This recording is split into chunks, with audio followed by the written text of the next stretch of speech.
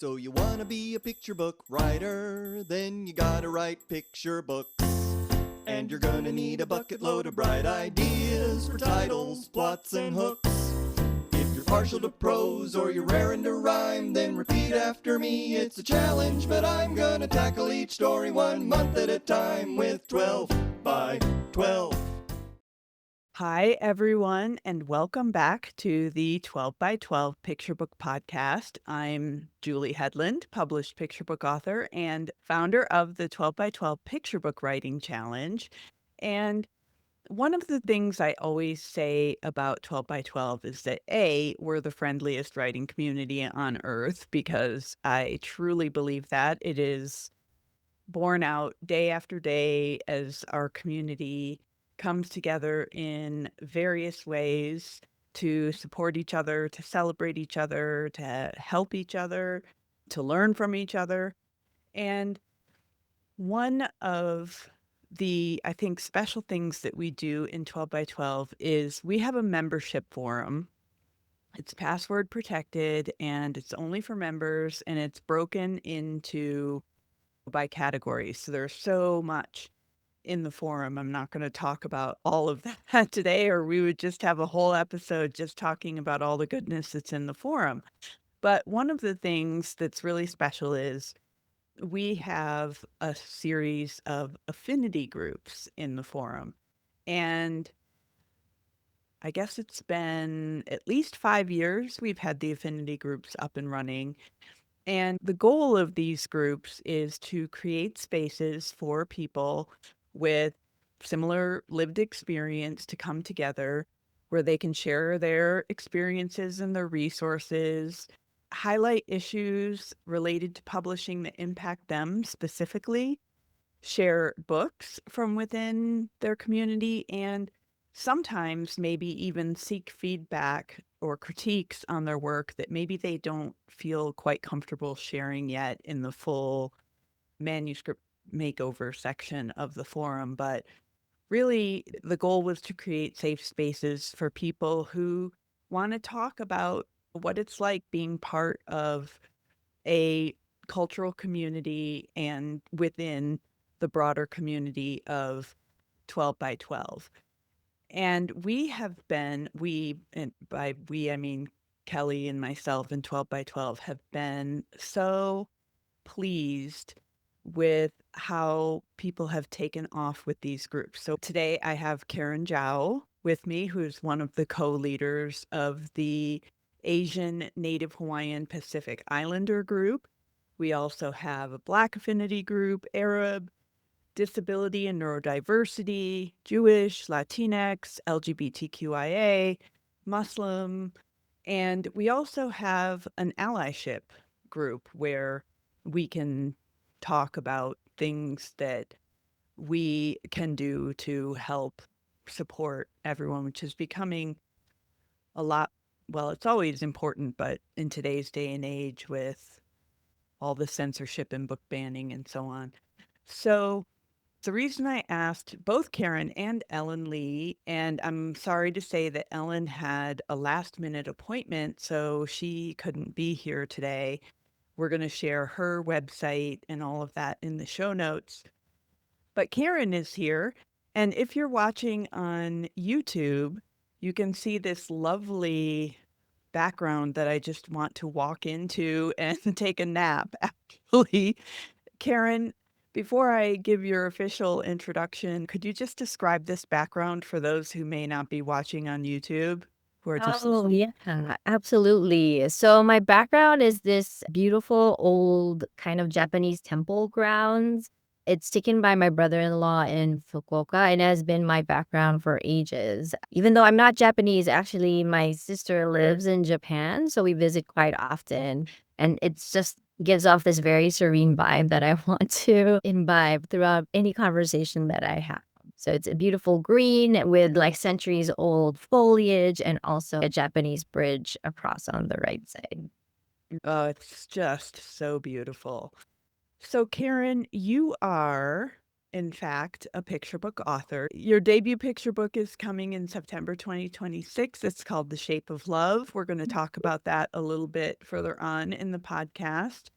But you are also Emmy nominated content leader in marketing, communications, and so forth. Can you tell us about that and how that relates to your storytelling in picture books? Absolutely. So, yes, actually, my first career is in journalism. I was an arts journalist. I talked to a lot of creative artists, honestly. I was really fascinated with the creative process. I thought it took so much courage to create something out of literally nothing, right? It is something that's just purely inside you, purely inside your mind, and to make it real. So, artists do this, and I'm including writers in that because I know people always imagine it's just painters, it's the sculptors and all of that, but writers are most definitely part of that. I spent years covering them, featuring them, talking about issues in arts and culture, and eventually became also a digital producer for PBS, which is how we got the Emmy nomination for a short documentary that I had made with a small crew of people, covering a historic kind of concert of Black performers here in Los Angeles. Eventually, I transitioned to more of a communications work, also working for a lot of nonprofits, mostly also in the culture space, sometimes branching into social justice issues. Because as you know, artists, they're not really just for beauty or aesthetics, that we really touch on so many parts of life. And most of that is really talking about our experience. And usually that also means talking about the injustices that sometimes happen when it comes to our communities. So all of that kind of blends in. How that relates to picture book writing, I think it just made me realize that our stories are really important. And if we don't tell our stories, then it's really hard to ask other people to pay attention, to empathize with us. And for me, it made me realize that our stories need to be told. And that's partially why I started writing. The other reason is, of course, having children. I think having children gives you a little bit of perspective in terms of what are your children reading? What do they see in the world? And you're hoping for them to see a slice of themselves in the world too. Absolutely. Yes. I think so many of us get into picture book writing through our kids. I was a big reader growing up, but I don't remember the picture book era too much. I remember more like the chapter books and middle grade novels and so on. But when I started reading to my kids, and I was just blown away by the beauty and the gratitude that I had to be able to share these moments with my kids and to have such meaningful conversations that arose as a result of all these books we were reading. And like you said, it gives you a window into their souls too by seeing what they react to and what they like and what maybe they don't like. And a good friend of mine said once that having children is one of the strangest things because it's like they're of us, but they aren't us. And to some extent, there's the same mystery that this is another whole entire human being. And I think books give us a way in. We're giving of ourselves, but we're also getting glimpses into their minds too. So I love that you put it that way. So let's talk about the Asian Native Hawaiian Pacific Islander group. I want to start with the name because when we first started Affinity Groups, we had a lot of conversations about what to call it. And we started with AAPI, which is Asian American Pacific Islander, because that's what the national. But some of the members came forward talking about how it wasn't really precise in terms of the population of our community. So can you talk about that and how you ended up coming to the name that we have now?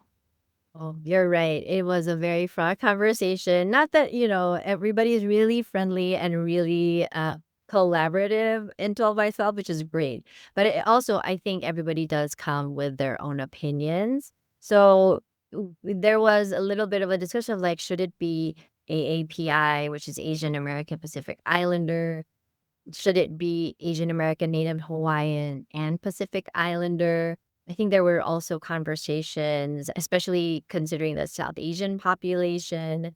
There were just so many ways to talk about this huge population of the globe. And honestly, I don't feel like there is really any great or perfect answers either. Otherwise, I think we would all align to it. It really comes down to being responsive to our members and really hearing them out and thinking about how best do we represent this huge swath of the global population. So we first started with the Asian American and Native Hawaiian Pacific Islander Affinity Group because that at the time, I think President Joe Biden had renamed that month specifically that way. And Yeah. it seemed like the very wise decision just to kind of align with a national stance. But I think over time also, I think just recently, one of our members did realize like, oh, not everybody's actually Asian American. So we ended up kind of landing a little bit more generally and more inclusively to Asian, Native Hawaiian, Pacific Islander Affinity Group. So not necessarily like you can be Asian American. Some of our members are very international, actually. So we have Asian Canadians. It just reminds me that people's experiences are just so varied and everyone really has a little slice of the world that they've experienced. So Yeah. for now, I guess it is the final. That is what we were calling it. But for me, as long as every month I know that there's going to be these group of people that I can chat with and kind of bring issues to, or even have just like a regular conversation with, I'm perfectly happy and satisfied. Yeah. I think it's just so interesting that because we are in our various bubbles and we do have a pretty significant population of 12 by 12 members who are not American, who are not North American or South American. They're from all over the globe. And so I think it's great to recognize that. And I brought it up because it's great to have guidelines that other Mhm. people are using. But I also think that within each community, it's important to say, well, who is here, you know, and how do they want to be represented and referred to and have their experience being seen. And I just love the leadership that you and Ellen have brought to that and made it a place where people feel comfortable expressing that. And one of the other things that you do that I will admit I haven't attended any because from my point of view as the founder of 12 by 12, but primarily also as a white woman, is the affinity groups are spaces for people to gather who identify with those cultures, that background, whatever. And I'm very cognizant of not wanting to insert myself into those spaces. But sometimes I'm kind of envious because every month you do a mixer where you have a speaker who is, I think, almost always, if not always, a 12 by 12 member from within the ANHPI Affinity Group who talks about something. You've had talks about marketing, you've had talks about craft, you've had all kinds of talks. And so I wanted to give you the chance to maybe tell us about a few of them and some of the cool things that you've learned from those mixers and how they work.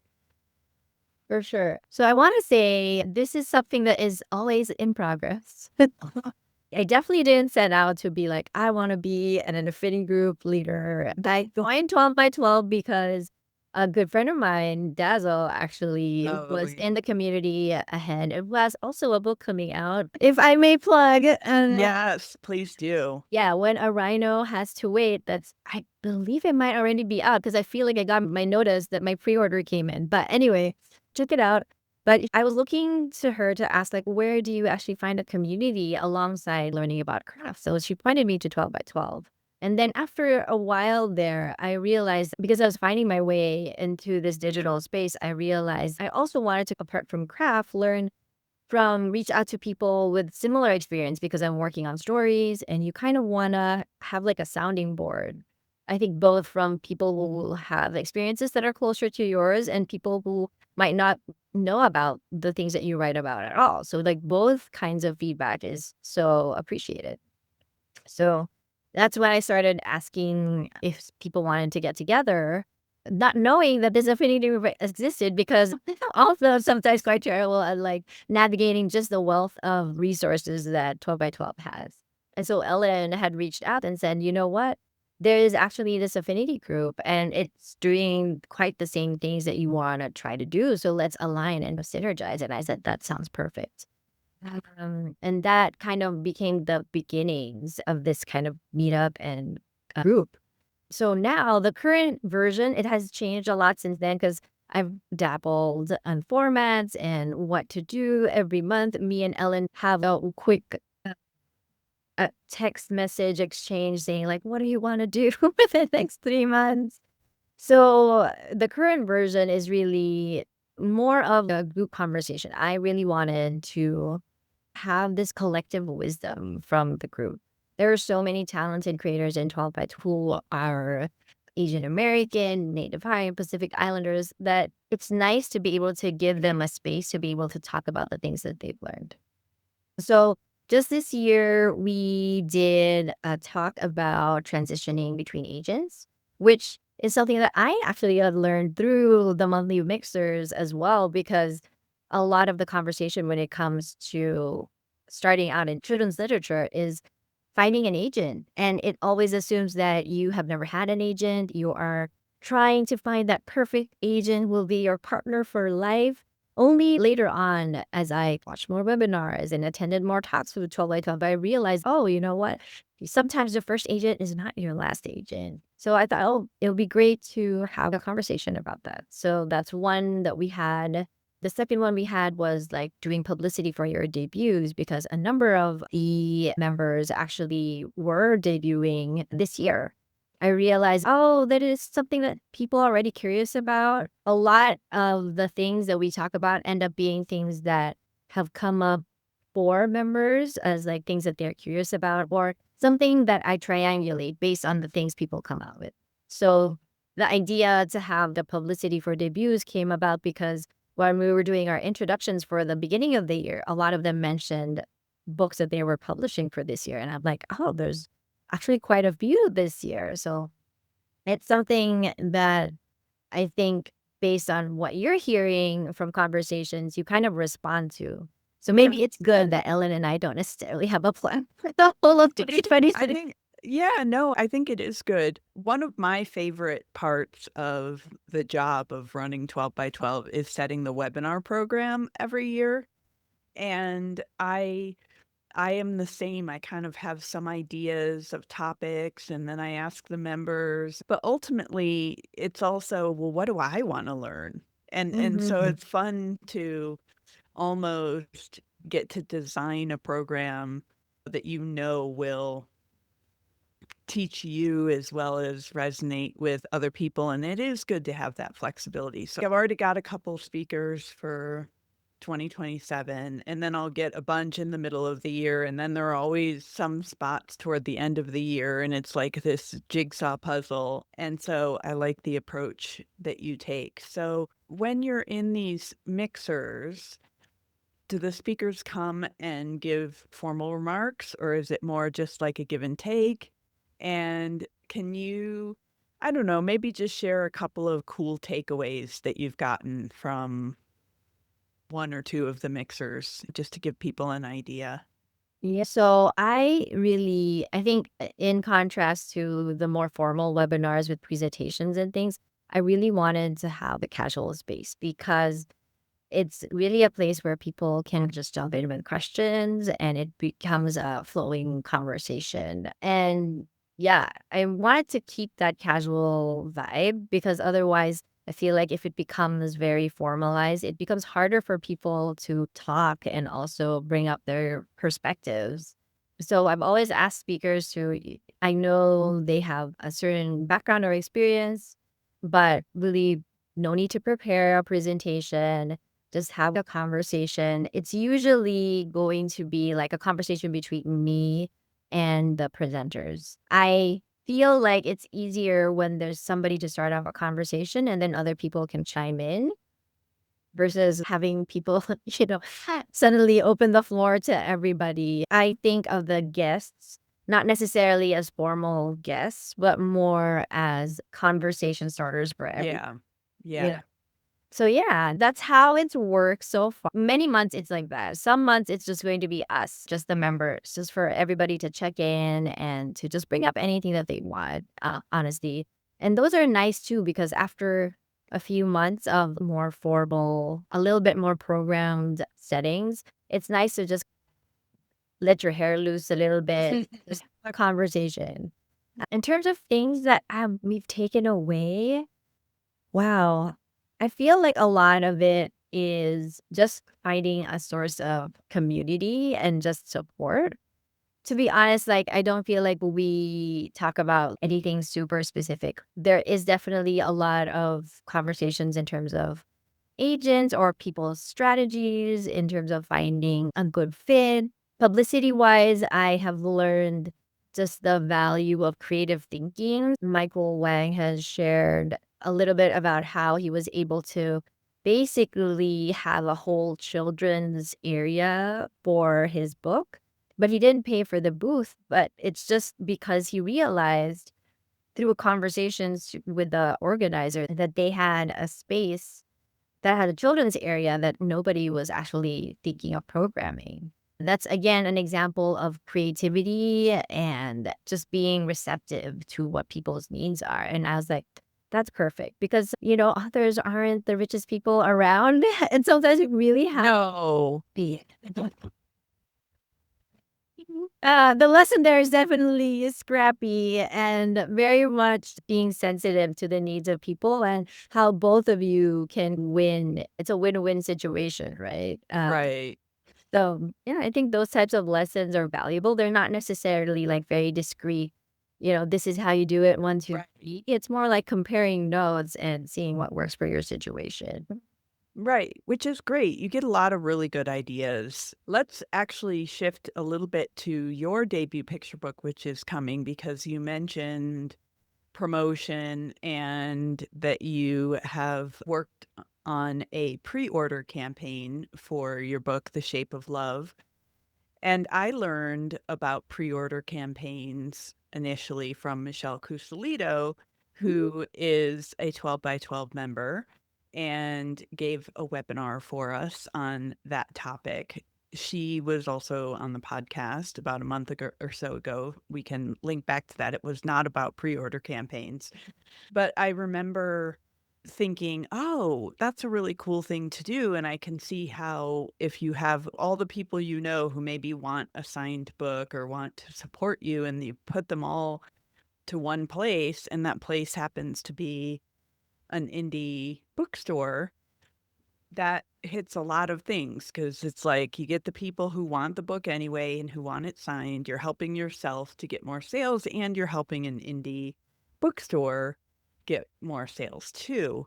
So, your book, let's first talk about the topic. It's called The Shape of Love. Mhm. And it's will you tell us? It's better than me reading from a description here. Absolutely. So, The Shape of Love is a New Voices award-winning story about Celia, who is a mom who lives in Los Angeles, and she is packing these just well thought out gifts for all of her family back in the Philippines. And she's packing it in a box called the Balikbayan box. And this box is a tradition in the Filipino community. These are, if you think of it as like giant care boxes, over time, we fill this huge box with things for our families to send back home because in the Philippines, a lot of people actually work abroad and they're not able to see their family every day. So imagine not being able to be with your children during birthdays or big events or first days of school. Those are huge milestones in a child's life. And sometimes it is really tough to not be there. So I think that's their way of showing that they constantly think of them and that they're paying attention and that they're listening. So at the end of maybe a few months, because a box takes 2 months to get to the Philippines, and you still actually have to fill it up, right? Your family gets to open this huge care package that reminds them that somebody's thinking of them, even if they're not so close and they're far away, obviously. So it's called Right. Shape of Love, and it comes out September 22, 2026. And yes, there will be a pre-order where you can get a signed and personalized copy. Yay.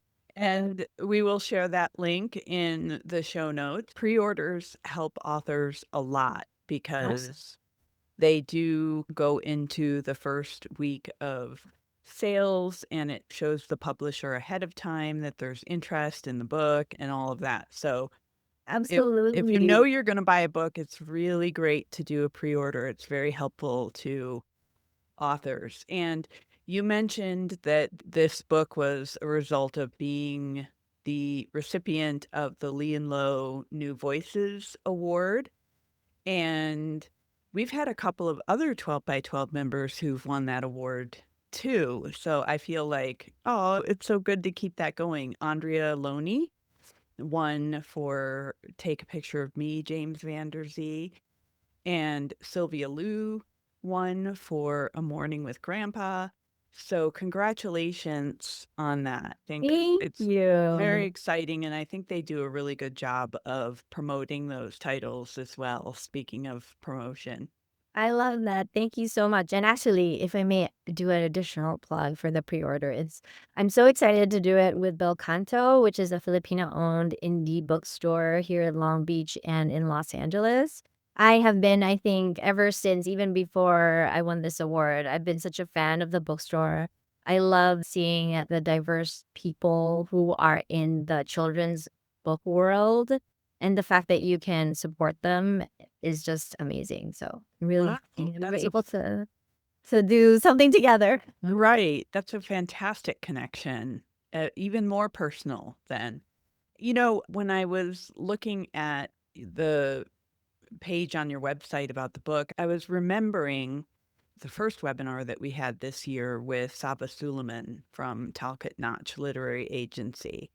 I don't know if you caught that one or not, but she talked about being very committed to championing diverse authors and diverse stories and looking for diverse clients and so on, and saying that she felt like the market, at least in the US, was really looking for diversity 2.0, meaning beyond the basic, this is my culture and this is the food we eat and Right. these are the hairstyles we have. And I mean, those books are amazing, but she's saying that she's happy that we're going deeper.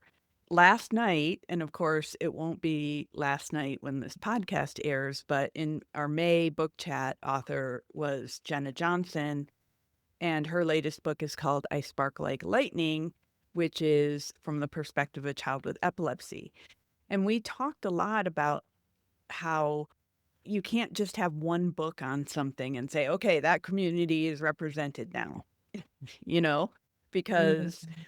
as wonderful as it is to have a book about epilepsy, there are a lot of people who have epilepsy and it's maybe different for everyone. So I too am glad that we are past the point where it's, well, there's already a book about that. And it struck me when I saw this because another 12 by 12 member who had a book chat last year, Christine Alemsha, had a book also about Balikbayan boxes. And then you told me about another one and I'm thinking this is amazing, because we don't need just one book about this tradition. It's going to manifest itself differently in different families, and the meaning and the approach that you take to it is all going to be different. And so, anyway, for what it's worth, I was just very encouraged by that. And I'm excited to see your particular take on that topic too. And it looks beautiful. It's illustrated by Corinne Caro. Corinne Caro, yeah. And I Corinne, think she's Corinne based in the Caro. Philippines. Yeah. And she is a Filipino author as well, Yes. illustrator. Yeah, Yeah. that's right. And you said she's based in the Philippines? Yes, she's based in the Philippines. Oh, that's great. Well, now that we're on the topic of books, I wanted to get your recommendations on some books that you and the community have been reading. And I want to say, yes, one of the reasons we're talking about this is because here in the US, at least, it's Asian American, Native Hawaiian, Pacific Islander month, but we should be reading these books all year. And so let's talk about some books we've loved lately from the community. Absolutely. One of the things that we do is try to get together as a community and have a recommendations list. So we've been doing a little bit of that on Instagram. So if you check out, I think it's definitely on my Instagram. And I think we add 12 by 12 as collaborators. So you guys might want to check it out. But we've been sharing a few every week for May. So all this to say that there is a lot. So I'm almost like, oh my gosh, how am I going to cram a few books in this conversation? But there's definitely a lot that are coming out and have come out. There is Sparkles for Sunny with Sylvia Chen, one of our 12 by 12 members. And it talks a Yes. bit about Lunar New Year, but also having to figure out what to do with a hand-me-down outfit, which I think even if we don't go celebrate Lunar New Year, many of us have also had the problem of figuring out what do we do with our hand-me-downs.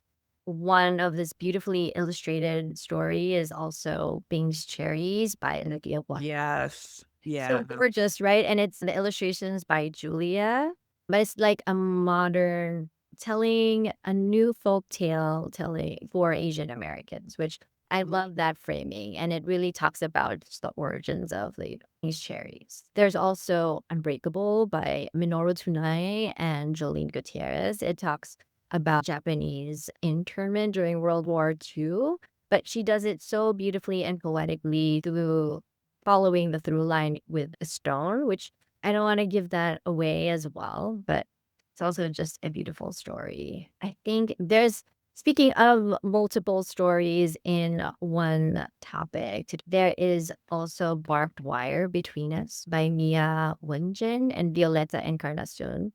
So the way Mia approached it is rather, instead of following the through line, having this device with a stone, Mia juxtaposed past and the present, talking about Japanese American internment, but also looking at how we're treating immigrants today in a reversal poem style. And I thought that was just amazing structurally as a writer, because you're like, this is the same story, literally, if you read the words, right? And then you can Right. see it unfold through 80 years of past and present. Wow. There are just some stories and just awestruck at the creativity and the beauty of so many of our creators, many of whom are in the 12 by 12. Yeah, I was going to say, while we're on that particular subject, to put in a plug for Sharon Fujimoto Johnson's book, Shell Song. I think it's a couple of years, but it's based on her family story about her grandfather who was incarcerated in Hawaii after Pearl Harbor. And she is both the author and the illustrator, and it is so, so beautiful.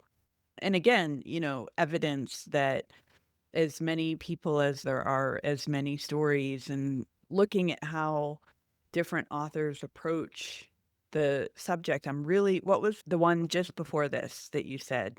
Mia Wenjin, Yes, Fire Between Us. Barbed Wire Between Us. I want to read that because I love books that do interesting things with structure. It's Absolutely. one of the things that at least editors and agents say that they're looking for these days. And that structure reminded me a little bit of Ama Far Away by Margaret Chu Grenius, where it's a reverso poem, and it's like her traveling to go see her grandmother and then coming once they get there, that's like the apex, and then going forward. And I was like, wow, this is a brain breaker in the best possible way. Yeah. Another thing I see a lot too is these modern folk tales. We mentioned Bing's Cherries already, but there's also Legend of Bandal. It's a new Korean folk tale, and it talks a little bit about overconsumption, but in the guise of this Korean folk tale, which is also great. There's also Sun, Moon, and Stars by Nancy Miller. There's another Korean folk tale, but it tells the story of three sisters who have to get away from evil. But the illustration is also so gorgeous. So Nancy is both the illustrator and the author, and for each one, she did cut paper artwork. And so just imagining having Wow. to do double duty as well is another thing that just leaves me awestruck when it comes to picture books. Wow. Yeah. Yeah. So speaking of folk tales, Amy Hiora, who was a 12 by 12 scholarship winner a couple of years ago, and she wrote a version of a Korean folk tale that I think was published last fall. And it was interesting because I remember that manuscript so well because it was based on farts. This person who had thunder farts specifically. And I'm not a huge potty humor person, so I struggled with it at first, but then I was like, this is really cool and different and interesting. And honestly, I think kids will really love it. And so, yeah, maybe it's like things go in waves, and now we're experiencing a renaissance of folktale retellings. Eva Wong Nava was our book chat guest in February, and her book, The Moon Rabbit, was a retelling of the Chinese myth behind the Mid-Autumn Festival of Chang'e, the moon goddess, or the moon rabbit. And if you haven't seen that book yet, it is stunning. Jason Chuang did the illustrations, and it is so, so beautiful. So, yeah. And then a couple weeks ago, I talked to Rajani LaRocca, who has Some of Us came out last year about citizenship in the Mhm. United States. And she has some books coming out. There's just so many, like you said, that I encourage everyone to use Instagram and use social media for good by putting in the hashtags that will then give you a lot of book recommendations. We have a list in our 12 by 12 bookshop of books by our members who are in the ANHPI community. And now that I have that list open, I'm just gonna shout out a few more.